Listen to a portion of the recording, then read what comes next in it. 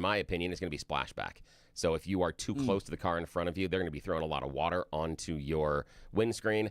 And so that's just it. So just watch for the splashback this morning. That's really, from what I saw, the biggest issue that you're going to face out there. But that was a surprise. The dog was super surprised this morning. She was not expecting the snow. I opened up the back door, and she's like, she looks down and is like, crap. She's like, well, I got to pee. So, yeah, she did it. That's she's fun. not like that. Yeah. Our animals are like, snow! Run around, jump in it, have fun. Yeah, we had a husky for a while, and he was a fantastic dog, and he loved the snow. Yeah, he got so excited when the snow is here. She's a shorter coat dog, and so she's like, I'm not as big of a fan of this. Yeah, so she's always like, oh, do we have to do the snow thing again? And the cats are always super surprised. They always are like wanting to go outside. And then you come over and you like open the door and they're like, first it's that blast of cold. Yeah, and they're like, oh, God. And then they put their paw out there and touch it and like, wait, that's both cold and wet. No, they're like, this is BS. And they just turn around and go back inside. Not a lot of school closures yet this morning. Not at all. Looking them up on Channel 7, denver7.com /weather Very smart. School. I'd be disappointed if on the first one we delayed stuff on the very first day. This is not a real big snowstorm. I feel like Colorado's totally changed. And this could just be totally incorrect because I remember it differently, but I don't remember that many snow days growing up. No. And now I feel like it's like we're California. Oh, yeah, we do. We have a lot more, and we take the time off a lot more. And mostly it's because your kids are stupid. I swear to God, it is mostly because your kids are stupid. And what I mean by that is your kids leave the house without being properly dressed. And once they leave that house, once they cross the threshold of your door, technically the school district is responsible for them. That means if you get in a fight on the way home, you can be suspended from school. Not just because you're out of the school building, that it doesn't mean the rules are now hold harmless. Not at all. And since the school district can be held responsible for your kid's stupid behavior for sitting in sub-zero weather in shorts and a T-shirt, that's part of the reason that we cancel school so much. That and the bus schedules, because buses do, all bus drivers do either an elementary or middle school run, and they do a high school run. And so it depends on whether or not you can get those runs accomplished in time, because of how long your stupid kids are sitting outside in the weather. That's funny that you see it that way. Yeah. I think kids have always been dumb when it comes to wearing stuff. I remember buddies that wore Birkenstocks through blizzards with no socks on, right? Just like that was the way back when I was a kid. But here's the thing. So to me, it's the administrators that are like, can we get a day off? Of course. Why not? Let's do it. Here's the thing. Those kids in the Birkenstocks, what would their parents do? Would their parents sit there and say, you stupid kid, hey, wear something different next time? Or would they call the school and complain? Today? You think they call the school and complain? Not think, I know. Remember, I have 4 educators in my family. I know what happens on a micro level. Yes. They call and complain that their kids are too cold going to school. You left my precious little sunshine kitten out in the weather too long, and now they're cold. The fact that they didn't wear the right clothes is irrelevant. You're supposed to be there in your school bus exactly on time, regardless of the weather. How dare you keep my little bundle of joy sitting outside in the weather to get sick longer? Meh. Yes, those calls happen. Yes, that is part of it. And you have parents that complain and moan, and yes, that is part of the reason that we are so quick to close schools. Yeah. There you go. All right. Well, we've got a lot to talk about today. We are going to talk about how you can now purchase lottery tickets in Colorado online via credit cards. That's not going to have any problems. No, that's perfectly fine. Because one thing we know, Jeff, universally about Americans, we are super, super responsible with our credit cards. Exactly. Yes. And if I just hit it next time, it'll clear up all the debt I've already racked up. Yeah, it is. I just got to find that one winner. I am due to win. It's got to pay off eventually. I can't keep losing. Yeah, you can. Yeah, that's kind of how it's built. Trump calling Somalis garbage. He doesn't want them in the country anymore. We'll talk about that in the 7 o'clock hour. 8 o'clock hour, Trump administration and the state of Colorado going to war over SNAP data. Who's on welfare in the state? Who's receiving federal benefits? And why won't the state share information with them? And then DJ Summers, Director of Communications and Research Operations, Common Sense Institute, joining us on a new poll, or a new study. $1.3 billion gone. How retail theft is draining Colorado's economy. It's getting worse and worse. Is that surprising to anybody who's been tracking the pro-crime politicians running the state of Colorado? We've got a lot to talk about. Now it's time for News and Comment with Blake Olson. Blake Olson. Blake Olson, News and Comment.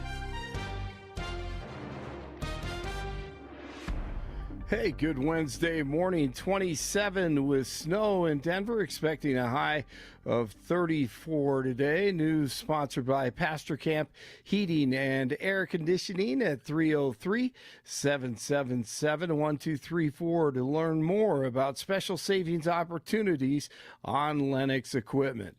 Our top story, a winter weather advisory has been issued for the Denver area until 6 o'clock tonight. The National Weather Service expects between 3 and 6 inches of snow in most areas, up to 8 inches in the foothills. The Denver Department of Transportation says that road crews were focusing on main roads and known trouble spots overnight. Residential streets will be plowed as needed later in the day. Let it snow.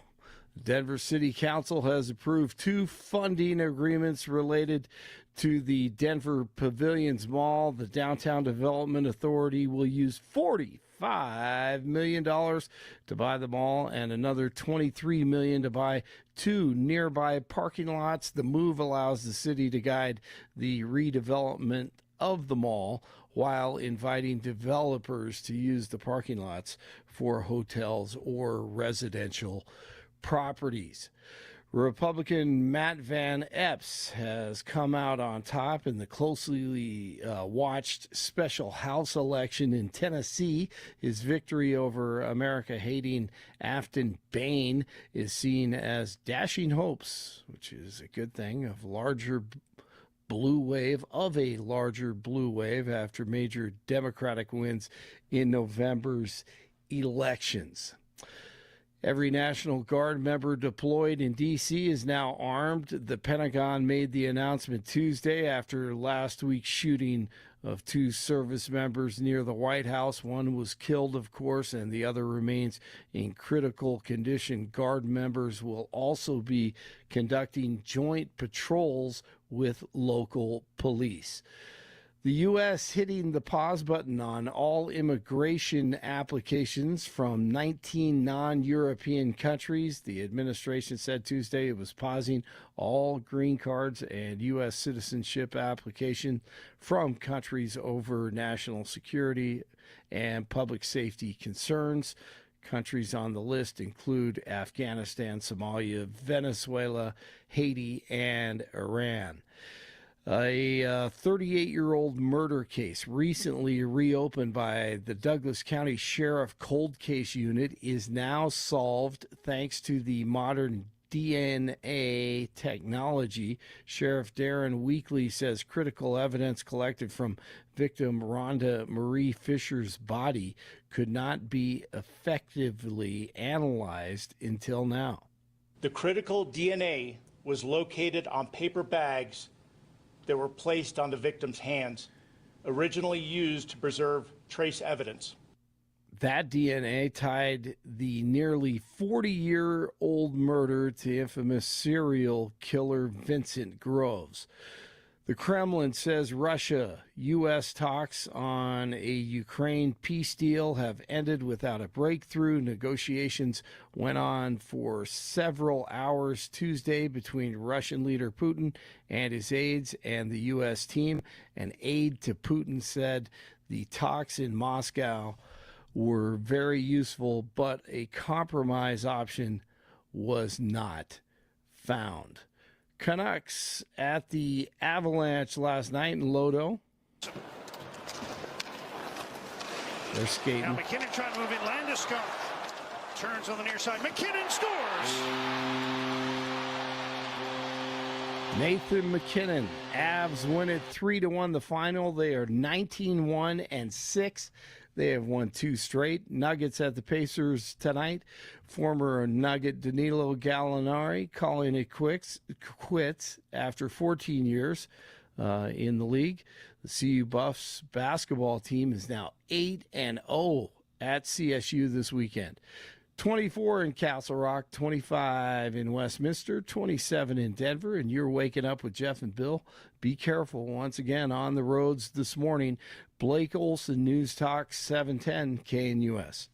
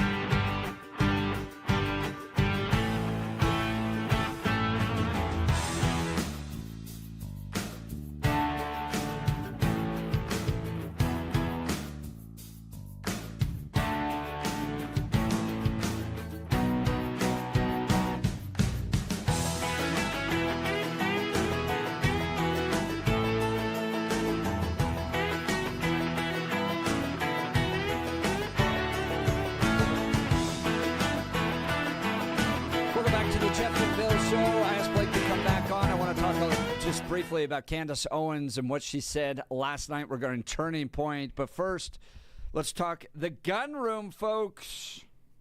Brand new sponsor of the Jeff and Bill Show. These folks are absolutely fantastic.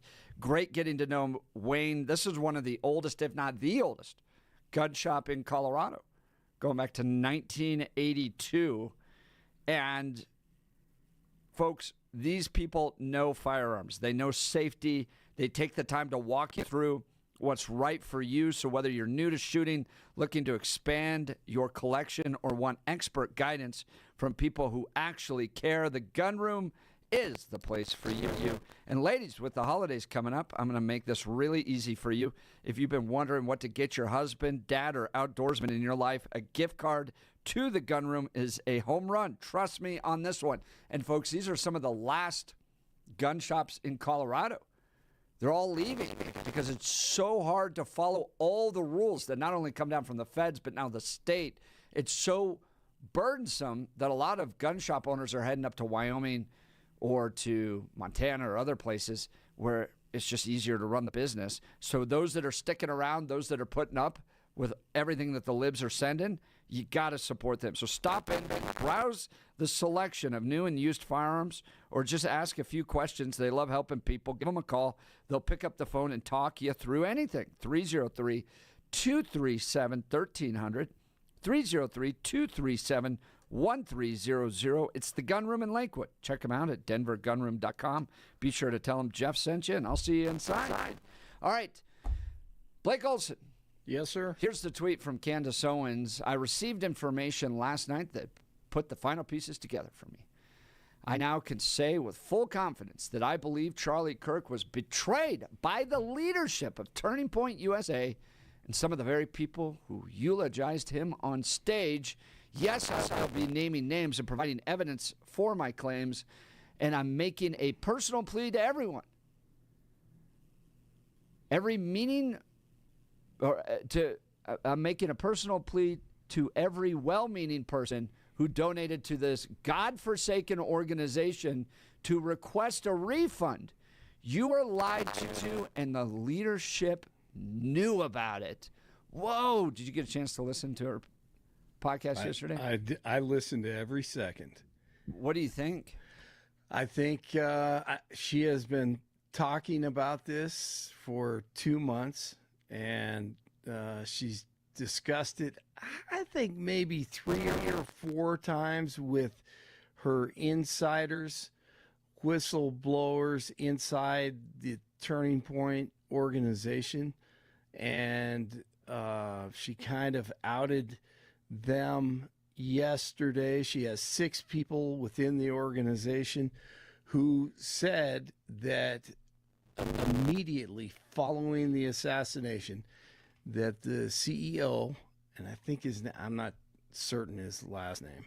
I think Striff. I'm not certain, but he made I've got to check that out. But he made a phone call to a big donor, huge donor, after the assassination, that these 6 people believe that this guy, Pierre Dupont, an American, I think, with French connections, would benefit financially after the assassination of Charlie. Billions of dollars involved. I'm not certain how that would happen. I don't know if this has. I don't know. It was some IPO it was in writing. deal. IPO. Right. Yes, That's what she's IPO. claiming. Exactly. So that's what was disclosed or reported yesterday. You want to hear what she said at the end? Go I think for it's pretty powerful.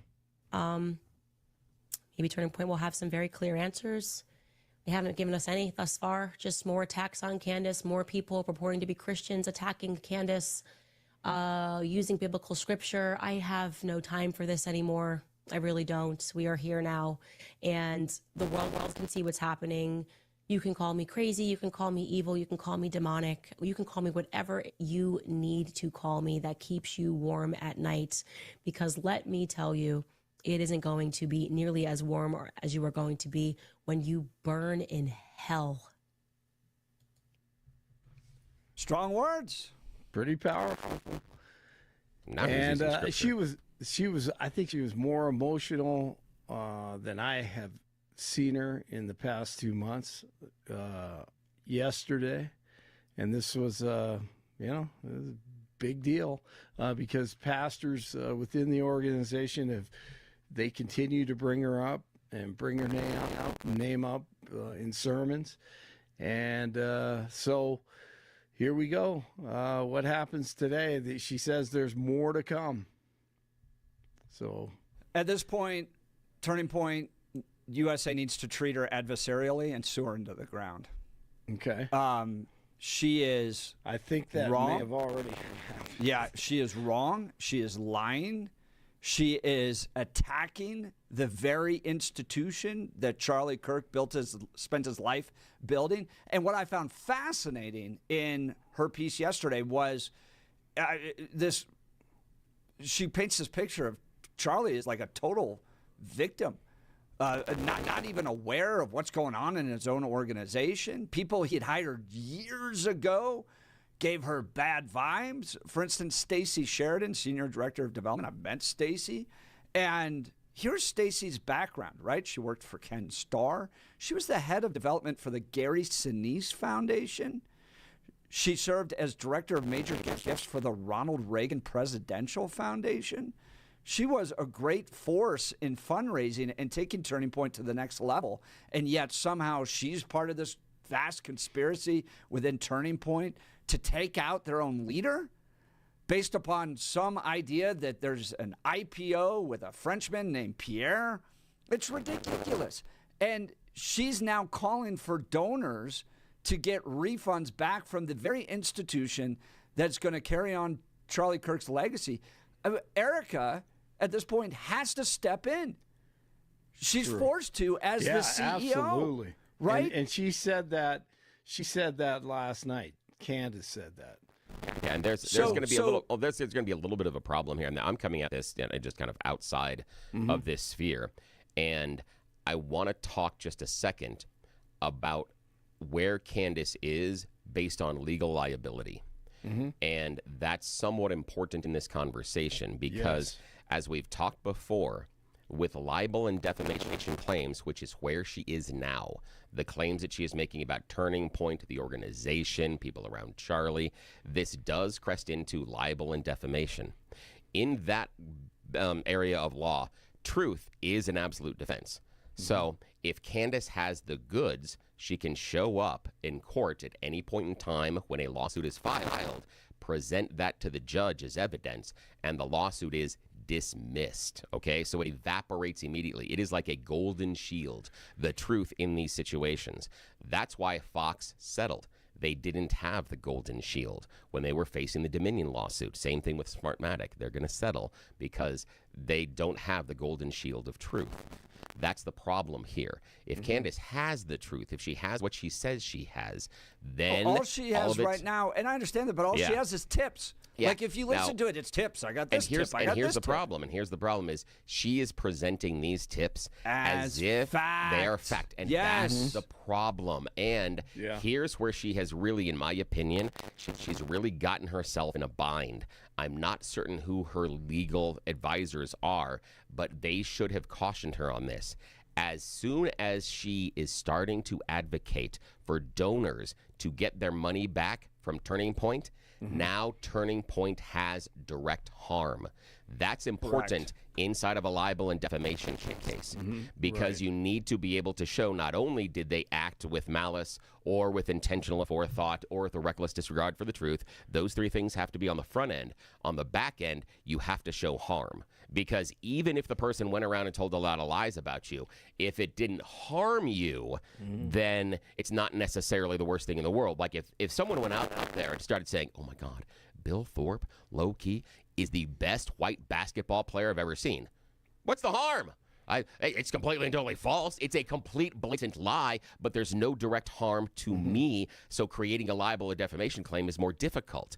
When she is advocating for donors to take money out of Turning Point, now Turning Point has harm as far as an actionable case. And guys, she is torching herself. She's making some really bad decisions. This is what's getting me. Like, well, okay, you want to go chase theories and tips. Okay, that's one thing. But at this point now, Charlie Kirk, his wife, has to step in to defend the institution that he spent his life building from malicious lies based on rumors and tips that are being publicized by Candace Owens. And in that entire podcast she did yesterday, she paints him as this wild victim of evil forces within the institution he managed, as if he had no control, as if he wasn't the leader, the CEO. The Charlie Kirk I knew, the Charlie Kirk that I saw recently prior to his death,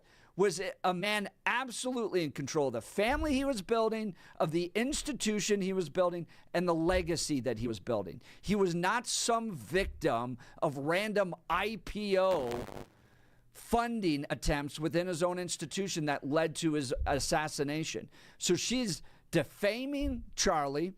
She's attacking the institution that he built. And now his widow has to step in to confront these. She's completely adversarial at this point. They need to get legal and they need to go to war. Well, evidently he did ask for basically, quote unquote, a doge of the Turning Point, their own doge. Correct. Before he passed away, correct? I think. Well, that's what she said. I think so. Yeah. But I don't know if that's fact, but I think he was disturbed by a lot of the financials in the organization. I think she said 6 months ago or within the year. Here's the thing. He can be concerned about the financials. And for me, Doge is just a buzzword because Doge, the functionality of Doge was an audit. That was really functionally what it was doing. Did Doge with Elon Musk perform an audit? Nowhere even close. Didn't follow any rules at all that govern actual audits of business books. But is it appropriate? to request an audit of your books regularly? Yes. Should it be done regularly if you are the head of a company? Yes. Even if you are a small company, you should be auditing your books regularly.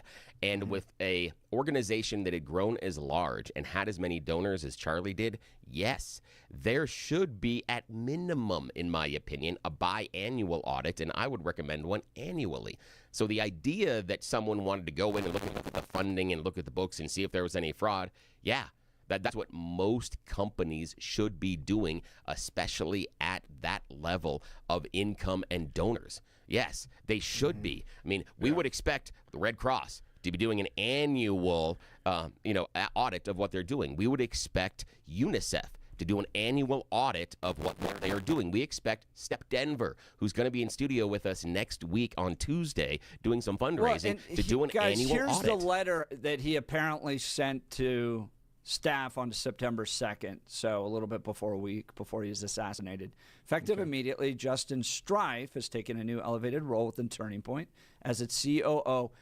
Since joining Turning Point USA in 2020, Justin has led Turning Point's fundraising division and in more recent years has been involved in some organizational operations, filling the COO role in many ways, but now officially taking on the title and expanded responsibilities. In the COO role, Justin will directly oversee development, events, finance, Turning Point USA faith, marketing and productions, distribution, education, Blexit.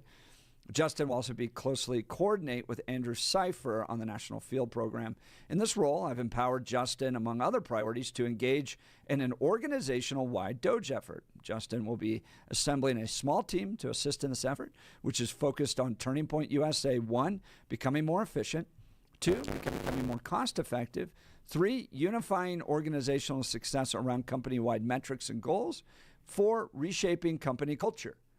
I expect many positive changes to come from this forthcoming initiative and Justin's expanded role. Please join me in congratulating Justin on this new role within the organization.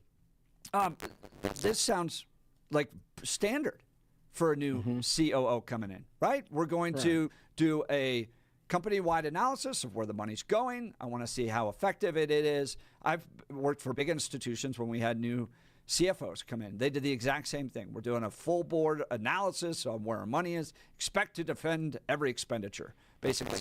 So in this email, I see a Charlie Kirk in control of his organization, being the leader of his organization. And what you get with Candace is somehow there's some other force in control of his organization, and Charlie was just a victim. But and that starts to make me angry. Couldn't you see that the scenario where he does write the memo, but he really doesn't know what's going on in the bones of the company? I mean, I could see that because he did, and he was in charge of so many other things. Sure, but that's a straw man. Candace goes after people like Stacey Sheridan, who were handpicked by Charlie to lead the fundraising effort for Turning Point, turned it into a $100 million organization. She was a force, and her entire complaint during the podcast was she didn't pass the vibe check for me. I didn't like her. She didn't pass the vibe check for me. So she's directly not just going after the weeds of Turning Point USA, but his top picks, essentially his cabinet level picks, saying that they were this nefarious force when these were the people that Charlie picked to lead his organization. Correct. I'm just saying that I could definitely see that happening. I mean, he's not sitting behind a desk like any typical, president of a company, just looking at the numbers every day and looking at management and being a manager of the employees. I mean, he's doing shows every day. He's trying to fight for the American people. He's all over the world, not just the country. I could see how this could easily get away from him and people could take advantage of him behind his back. Blake, this is an effort right now by Candace to take out Turning Point USA and diminish it. She's calling for donations to be refunded. I mean, Erica Kirk, the widow, now has to step in. And Candace Owens is still listed on their executive staff website. she's going to So have to you come think off. it's a personal vendetta against Turning Point? I mean, she's well, doing I think all she's of this. nuts. I think she's crazy. And the result is the very institution that Charlie built, the family that Charlie built, has to step in to defend his legacy, his work, because she's nuts. And this is terrible.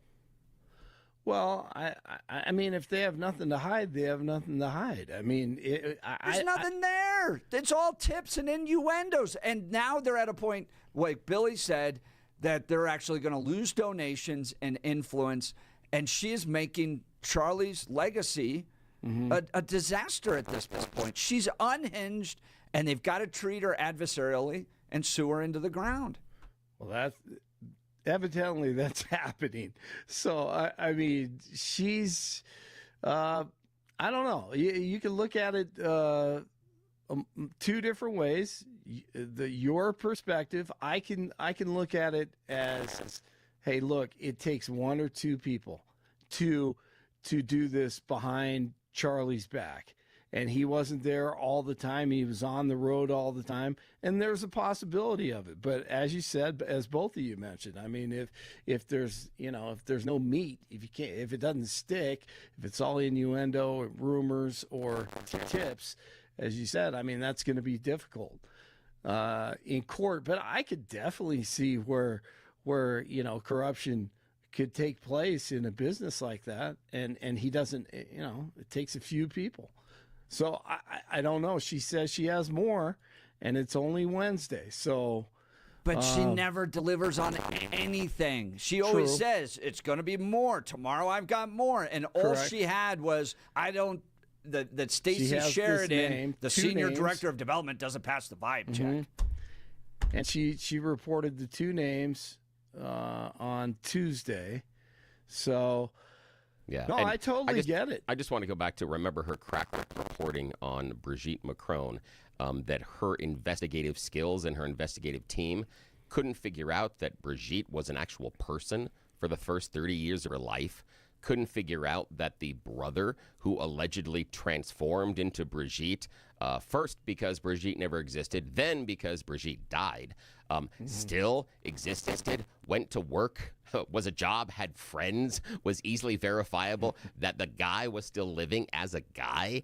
And now her crack investigative team has decided that Brigitte Macron actually isn't any of those things, is now actually Emmanuel Macron's biological father and has transitioned and now has manipulated everything, so they're living in an incestuous relationship. That's what her crack investigative team has turned up so far. So just keep that in mind. That are we sitting here looking at something out of like the Untouchables uncovering tax fraud from Al Capone, or is it something closer to Inspector Clouseau or Mr. Magoo? That's the thing we need to keep in mind, is the skills they've demonstrated so far. Any big case, right, gets thousands of tips, right? Think Jean Benet Ramsey. I don't know how many tips they got, right? And what Candace's podcast has become is like the tip line just fully exposed, right? It's like I saw a man that looked like Jean Benet somewhere in Malaysia, and now we're going to chase down this rabbit hole. It's like there's no foundation to her show. It's just the tip line fully exposed to discuss every possible tip that ever comes in. And as somebody who sat on Charlie's advisory committee and watched him build, I'm at a point now of pretty deep frustration and anger that this is now really harming the legacy, the institution, and the family he built. And I think it's just because Candace is nuts. Good point. I mean, I can go either way on it at this point. I just it doesn't take a lot of people. I don't think so in this situation. But I totally agree with both what you're saying, both of you. She has brought a lot to the table as well, a lot of questions that have not been answered. Oh, all right. I don't think she's brought anything to the table, but we'll continue the debate. That's what we do on this show. So if you feel differently than either Blake or I, or you agree with us, join the conversation. Give us a call at 303-696-1971. Text us on the Dan Caplis Law text line at 720-819-5115. Thank you, Blake, for sticking around. All right, let's go to talk Dan Caplis with Dan Caplis Law. I've known Dan for well over a decade. This guy has one of the most sterling reputations in Colorado because he gets justice for Coloradans. Dan suggests you should choose a lawyer who shares your values because who you choose to represent you in an injury case says a lot about you to everyone involved in the case. Dan Caplis is the son of a police officer and a former seminarian. Dan has dedicated 40 years of his life to helping people who've been hurt in serious motor vehicle crashes. By the way, follow him on X or on Instagram. They've got a great little Instagram account going on. Dan is believed to be the only lawyer in Colorado history to win 5 straight multi-million-dollar verdicts in Colorado crash cases. Dan is also believed to have won the largest truck crash verdict in Colorado state history. Dan Caplis Law is the official law firm partner of the Denver Nuggets and the Colorado Avalanche. Dan Caplis Law is a serious firm for serious cases. Dan accepts righteous injury cases on a percentage fee basis so that he can represent good people from all walks of life without regard to ability to pay. So if you need Dan's help, give him a call. Here's the phone number, 303-770-5551. 303-770-5551 or hit dancapluslaw.com. That's Dan, C-A-P-L-I-S law.com. We'll continue with your phone calls and texts. You're listening to The Jeff and Bill Show. This is Denver's talk leader, News Talk 710 KNUS.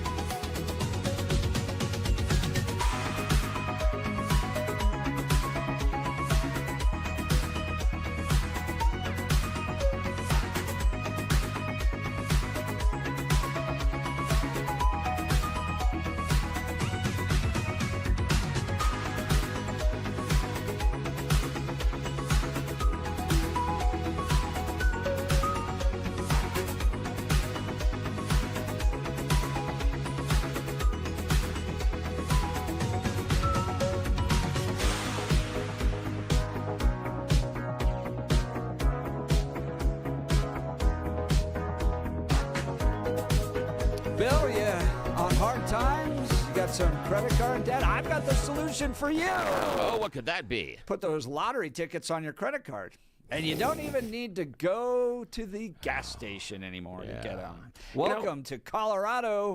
Now making available to you the purchase of lottery tickets online with a credit card. Yeah, I saw this a while ago, and there have been some other things. Colorado Lottery has been pushing this for a while, and I understand why they're trying to do it. One, because of trying to, again, you're trying to remove barriers to purchase.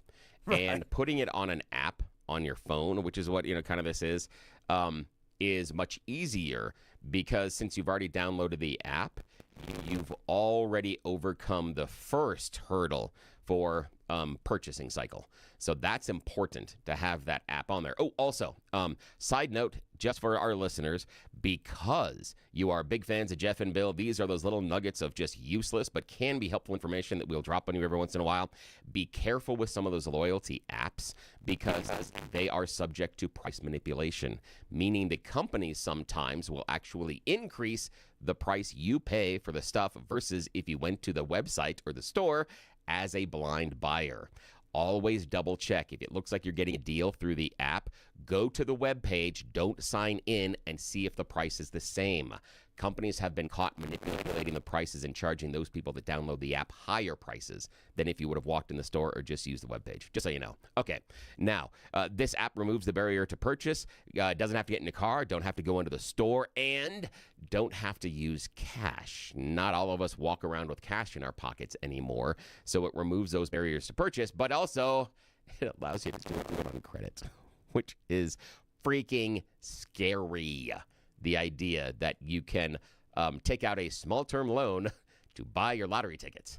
That's a little scary. It's as scary as we see people. It's so stupid. Oh, it's incredibly stupid. Just like people using credit cards to buy groceries. You shouldn't be using credit to buy your food. Right, yeah, exactly. Same thing. And we're at a point in American history where we have record credit card debt. Payments on that debt are later than they've ever been before. And now we're going to attach what is essentially, and I've always argued, a tax on the poor in order to fund all these other state programs that we'd love to with the lottery. Have you noticed that rich people don't tend to play the lottery that much? It's mostly the poor. Yeah, well, the issue is rich people don't need to win all the money. That's the issue. They're not struggling. So, yeah, it's always going to be played by the middle to lower incomes because those are the people that could use the extra money. If you are already making millions of dollars a year, winning the lottery is irrelevant to you. So you never play it. There's no reason to. There's no reason to engage in that. Because if you're going to gamble... I think that's a chicken versus the egg question. Yeah? And what do you mean? Because I don't think it's just because you have money that you don't pay the lottery. I think you may have money because you don't play the lottery. Well, it depends on how many tickets you're buying each week. Have you been in these like convenience stores where guys come in and they're like, "I'll take 25 scratch-offs." I'm like, "What? Oh yeah, what I know. What are you doing with your money?" Yeah, and those are normally people that have figured out how many you need to buy in order for what the payout is based on the statistics. Are usually what they do, and they're not going to make their money back all the time, but over the balance, they're probably going to more or less break even or lose a little bit of money, but that's how the system is designed. The idea of doing it on credit, I think, is freaking scary. I always thought that one of the biggest barriers that prevents lottery ticket sales from getting out of control is the idea we couldn't do it on credit, that you had to show up with cash in your hand and you had to pay that bill right then and there. I have to admit, I had downloaded, this is probably 6 months ago or so, the app for the lottery on my phone because I didn't want to go to the store. I don't want to.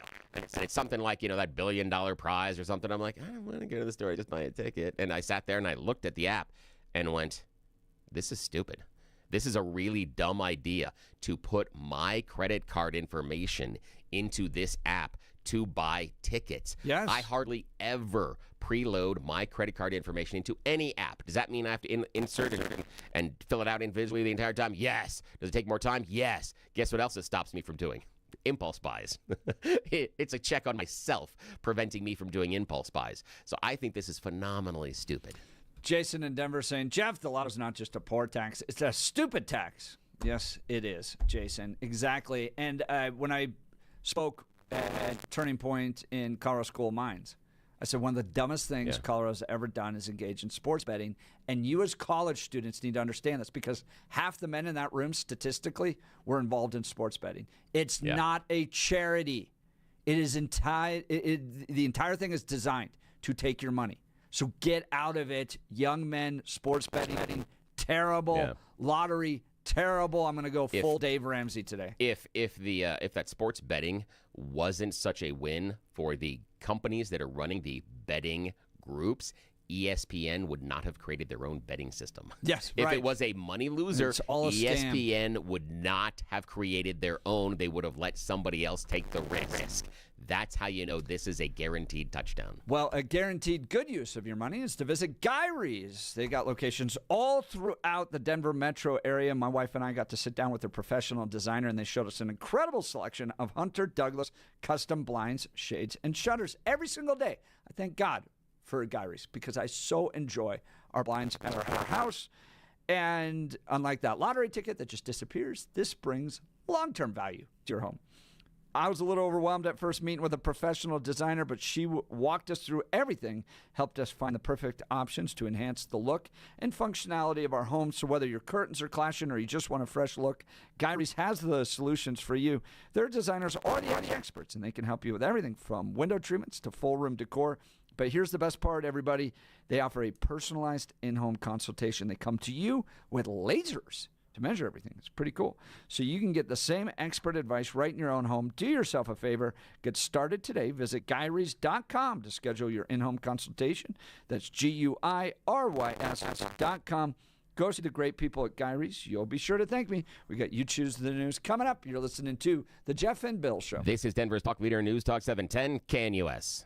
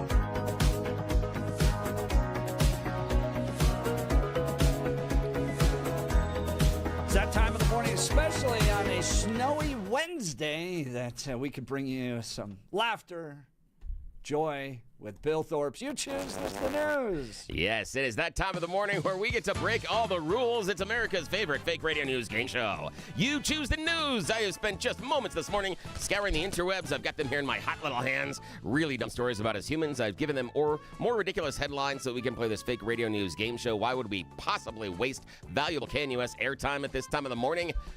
because those in charge don't wake up until 7. Once we found we are left unsupervised for the first hour, oh yes, Jeff and I are going to take full advantage. And as always, this is a secret, so shh, do not tell anybody. Don't mess this up for us. Blake Olson is joining us from the news department. Jeff is in the studio. Gentlemen, here are the headlines. Headline number 1, the Holy Spirit. Headline number 2, remember to smile. Headline number 3, it's a jacket tax.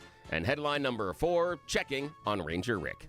Mr. Hunt, your choice, The Holy sir. Spirit, please. Yes, the Holy Spirit. The self-styled pastor, Mr. Christ Penelope, founded the Sevenfold Holy Spirit Ministries. And reportedly, he has been spreading the gospel and the Holy Spirit throughout his congregation in somewhat of a questionable practice. Is this crypto? Is this one of those crypto pastors? Oh, no, it's even better. This gets even better. Just hang on. Hold on to your hats. Or maybe your nose. The pastor has gained viral attention after a photo of him sitting on top of a congregant's face and allegedly farting to pass on the Holy Spirit. The pastor has defended himself, That's saying, not how it works, people. Hey, he's a pastor. Don't talk down to him. He's demonstrating God's power, according to him, after he was accused of hiding behind religion to perpetuate a disgusting action. Penelope said his unorthodox and, well, stinking healing ritual is a demonstration of God's love and power of his congregation. He claims that he is following the divine example of putting people in need of a miracle into a deep sleep and then farting on them. Okay, I might have added the last part.